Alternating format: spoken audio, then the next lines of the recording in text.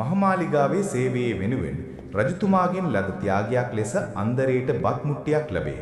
තම පවුලේ ආහාර වේල සඳහා එය භාවිත කිරීමට අදහස් කරන අන්දරේ ආඩම්බරයෙන් බත් වළඳ නිවසට රැගෙන යයි. තම කපටි උපක්‍රමය සඳහා අන්දරේ විශාල වළඳ තුල කුඩා මැටි වළඳක් තබයි. තම බත් වළඳ දරු ප්‍රසූතියක් සිදු කළ බව රජුට දැනුම් දීමට අන්දරේ නැවත මාලිගාවට යයි. විනෝදයට පත් වූ රජු බත් වළඳ දරු ප්‍රසූතියක් කළ බවට වන කතාව විශ්වාස කර කුඩා වළඳ සතුටින් පිළිගනී.